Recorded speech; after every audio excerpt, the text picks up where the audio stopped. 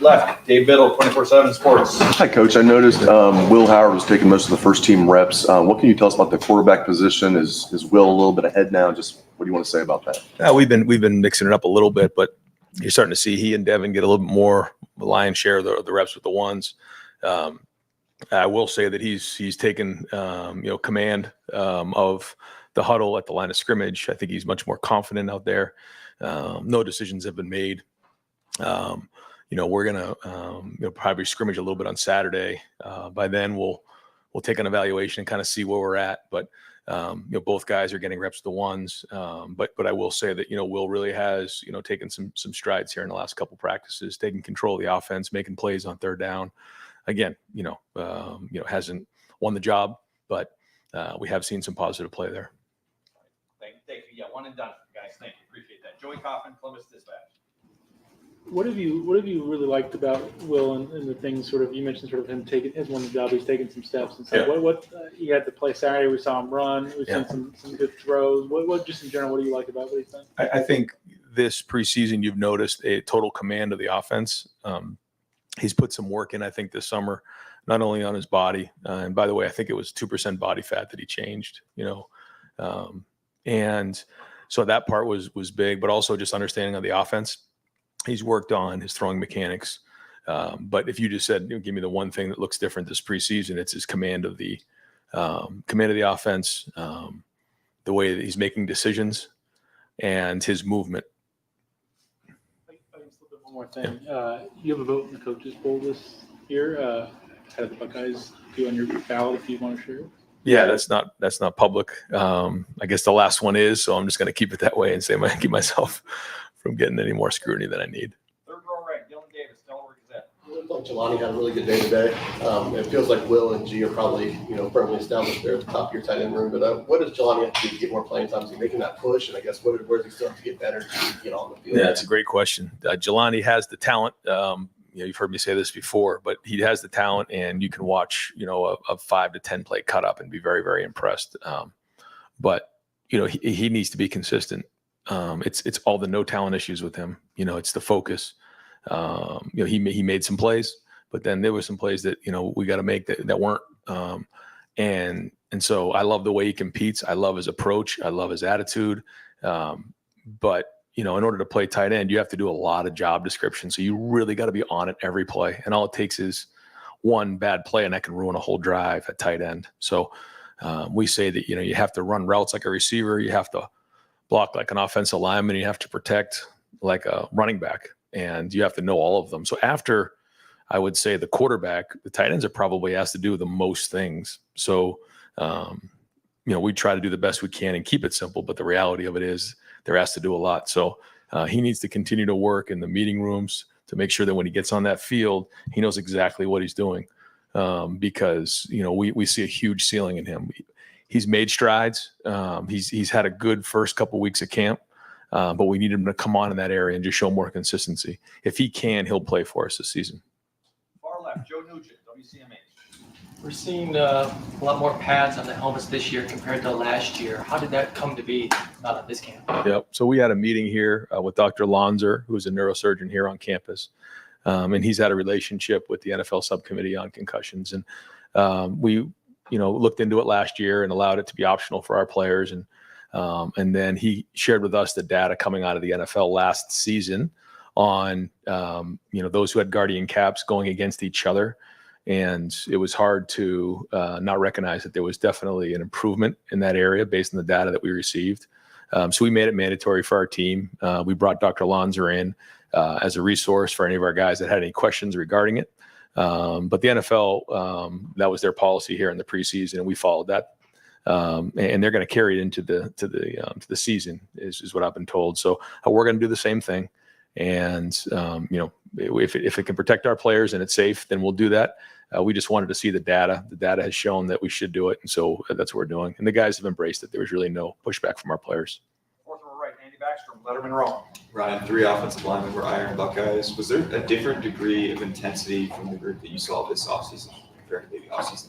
Yeah, I think so. An offensive line is definitely a developmental position, and there's just so much that comes with it. And I think having both tackles, the guard, Carson, Seth, these guys now have experience. They played, they know what it takes. So when you're in the off season, you know what you're up against in this. You know where you need to get yourself in terms of understanding scheme, but also just physically being able to wear teams down and playing your best in the fourth quarter. So there has been a different approach to that. Now, the one thing is we do have a little bit of a funky virus going on with that group right there. So they've been kind of in and out. We're hoping to flush that out by the end of the week because it's, created a little bit of guys in and out. But other than that, they've had a great off season, and we're hoping that we can kind of, get a rhythm with those guys here, heading into next week. Third row middle, Tony Gerben, Buckeye Huddle. Brian, you've talked so highly of Lathan Ransom since his freshman year, and now you've got Caleb Downs. What does it do for you as a head coach to have those two guys not just in your secondary, but in your defense? But I just love being around Lathan. I just love him as a person, but I just love being around him. He goes so hard. He cares so much. There's no messing around. He means business, but he's also got a big heart, and he's a great teammate.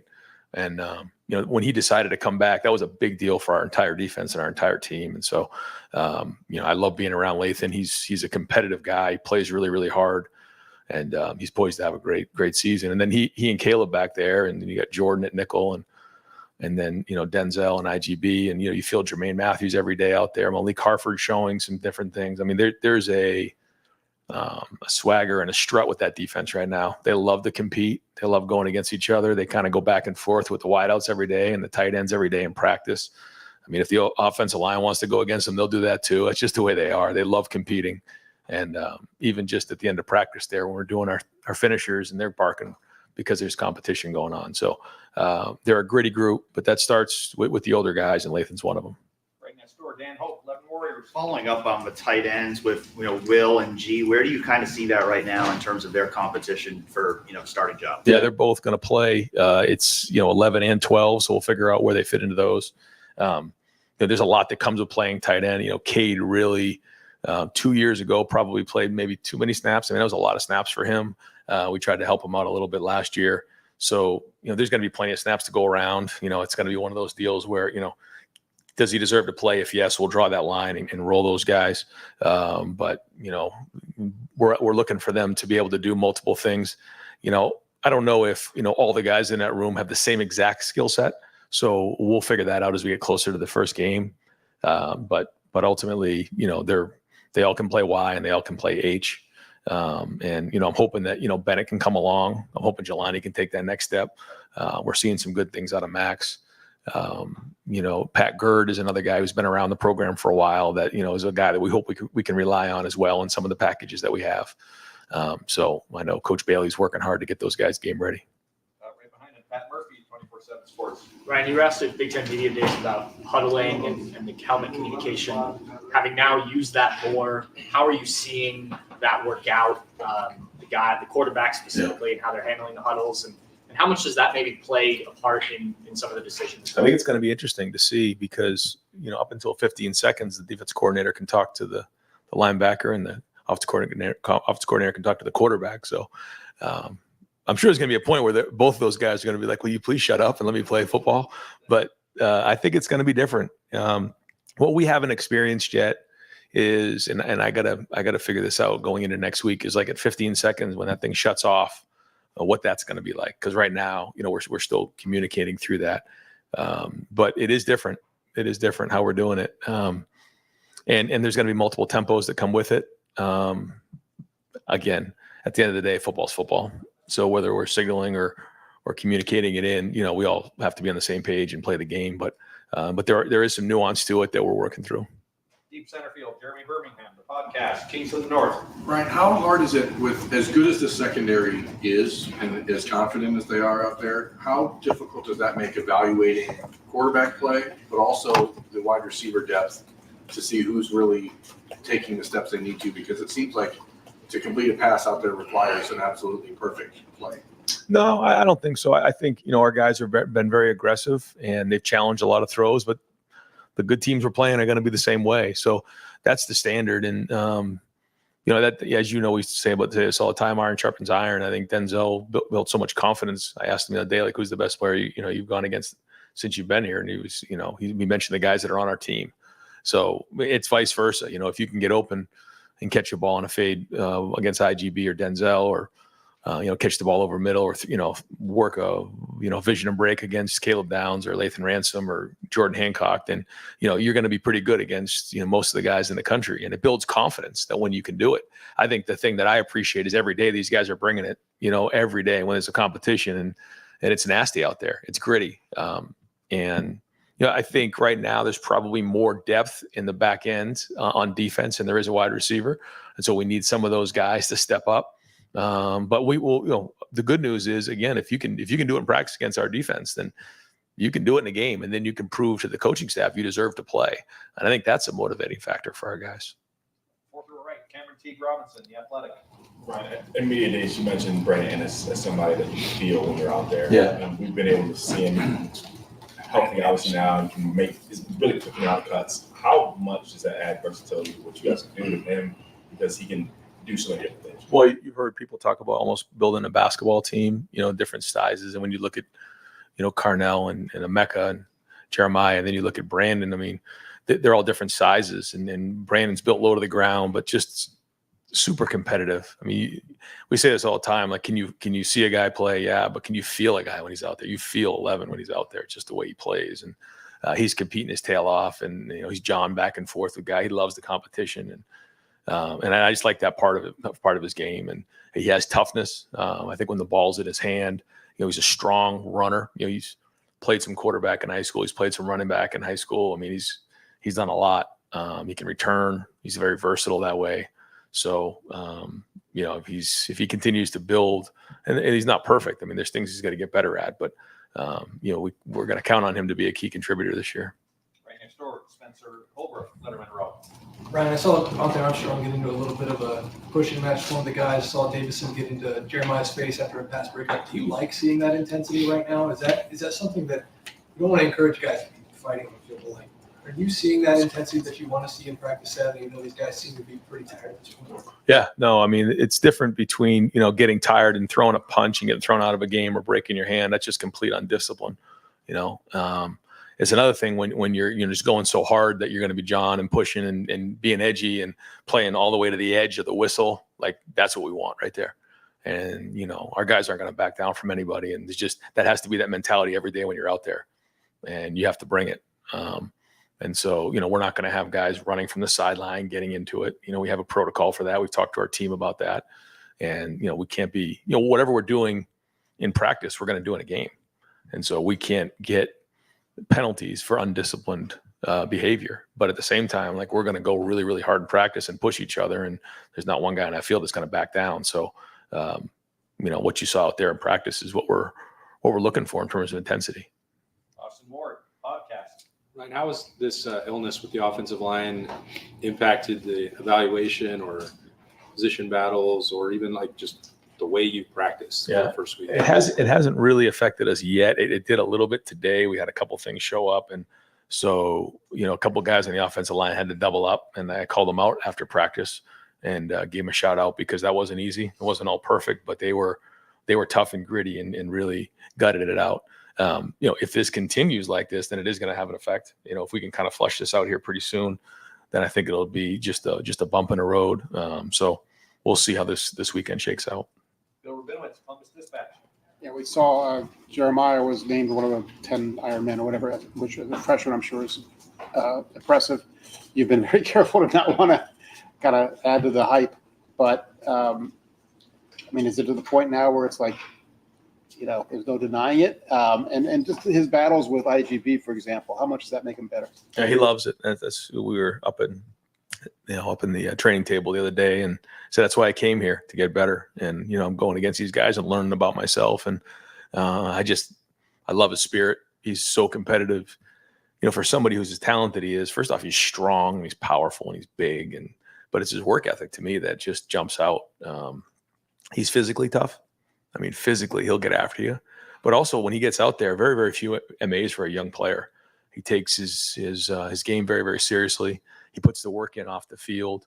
And if he doesn't, make the play, he's hard on himself. And so, rare do you find somebody who's as talented he has, but has really good discipline and skill at that age. So we haven't played a game yet, but he's building a lot of respect amongst his teammates for sure.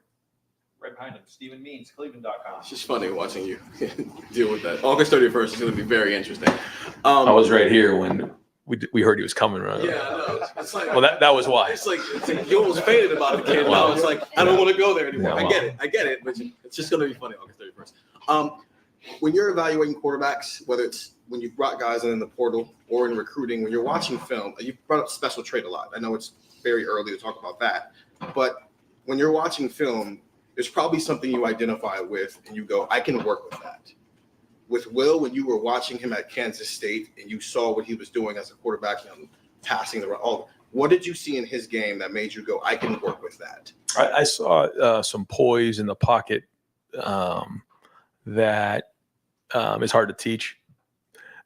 Size that could see over the line, accuracy, and then the ability to pull it down and run. I mean, those were probably the top things that we recognized in evaluating his film. Bill Landis, the podcast, Kings of the North. Kind of building off that, I guess, I feel like you do notice when you watch Will, it's like subtle movements in the pocket sometimes just buy him a lot of time. Is that just experience? Is that innate in guys? Or even think about the young quarterbacks you have, like with Aaron Julian. Should he coach them up on stuff like that? No, it's a great question. And I think about these things a lot. I remember when each guy is a little bit different, but let's take Justin, for example, that first spring, the minute he felt a rush, he would just start scrambling. I don't know if you guys remember that, but I mean, he was out of the pocket fast. And so, we just made a rule. You're not allowed to scramble. You have to stay in the pocket. You have to slide. Because the difference, like Tom Brady couldn't scramble really. And so what did he do? He still extended plays. How did he do that? He slid in the pocket. He found the soft spot. He could feel when a 3 technique was in his face, and then he would just slide to buy himself a little bit of time. When guys are more athletic and they can escape, they find themselves using that as a tool, which is fine. But we kept him in the pocket. And then with CJ in high school, you could see that, his offensive line at times wasn't great. And so he had to stand in the pocket, and he would stand in the pocket. And that was something he even got in high school, and then he learned it more when he was here. And I think with young guys, especially with all the 7-on-7 that goes on, it's so unrealistic, And I think sometimes, they train a little bit different at quarterback and it's hard because when you're working with a quarterback, you want to help them learn that you have to move in the pocket, but sometimes you move so much that you don't need to move in the pocket. You were fine. You were protected. There's this rhythm that you have to feel. You can't look at the rush. You have to feel the rush, and you have to feel the soft spots. And like you said, it's very, very hard to, how can you replicate that? Do some guys innately feel it? Yes. But I think more than anything, it's a thing that you just need to get, the rush in front of them. And the more and more they do it, the more and more comfortable they'll be. The better protection you have, the quicker it'll come along. I've seen quarterbacks, when I was in the NFL in different places where if they don't get any protection, they start seeing ghosts because, when you're in the pocket, you take one of the chops a few times. I remember it happened to Dwayne out here. I want to say it was the maybe Minnesota game or maybe it was the Nebraska game. We missed a blitz coming off the edge and he took one. He never saw it coming. He didn't set his feet the rest of the game. So there's a lot that comes with what you're asking, and I could probably talk about it for a few hours, but the bottom line is we want to train our guys to see down the field, feel the pocket, and really try to find ways to slide and find the soft spot in there. And then when it's time to extend and escape, then do that. Final questions. Tim May podcast. Yeah, like Roethlisberger, he was expert. But he would stand in there and extend by taking a shot with a guy hanging on. He had a different style of it. You're right. Everyone's a little different. That's why I'm equating Will to because Will's a bigger guy. Guy. Yeah. He is. I don't even get in. That wasn't my question. All right, guys. Thanks. Yeah. As you stand here right now, you were talking about this earlier, but you've got to feel pretty good where this defense has come from where it was 3 years ago. Maybe Yeah. I'm wrong. No.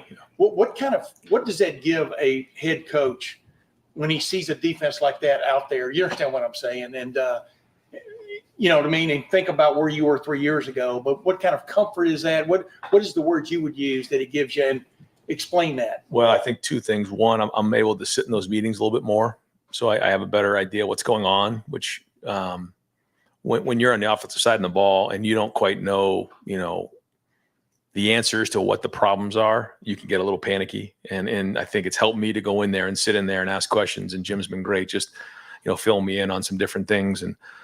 But also just where we're at into year 3. I mean, these guys have been in that system now for 3 years. And, a lot of them played a lot of football. So, when you're speaking a language, it makes a big difference if you've been speaking the same language for 3 years. The mistakes that have been made, the issues with the coverage.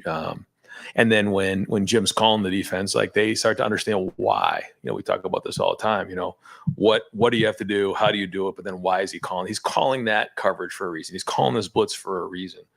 And when guys can get that then they can start anticipating as opposed to reacting. So, it definitely is one of those things this year. Like, we have a good defense, so we need to understand that on offense. Like, they're not two separate entities. We're all one together. And I'm hoping this year that, having Chip here and me kind of being able to step away just a little bit, I'm able to do that better than I have maybe in the past. Yeah, like you said, when Lathan decided to come back, what a moment. But Caleb Downs, within a week or so, I mean, they were, wow, that's a moment, isn't it? I mean, of a personnel acquisition in another form. Yeah. But just also even up front, with Tyleek and with Jack and, JT and those guys, Ty, Cody Simon. I mean, those guys, they had an opportunity to leave too. They didn't. So, I mean, there was a lot of work to get to where we are right now. So we just got to keep putting these days together. And with the clarification, you said end of the season with the helmet pads. You're talking about practice? Yeah. Yeah. Yep. Bill Rubino says one quickie too. Yeah. Is there any kind of clarity at right guard at this point? No, not right now. No, nothing yet. Yeah. All right. Thanks. Thank you very much.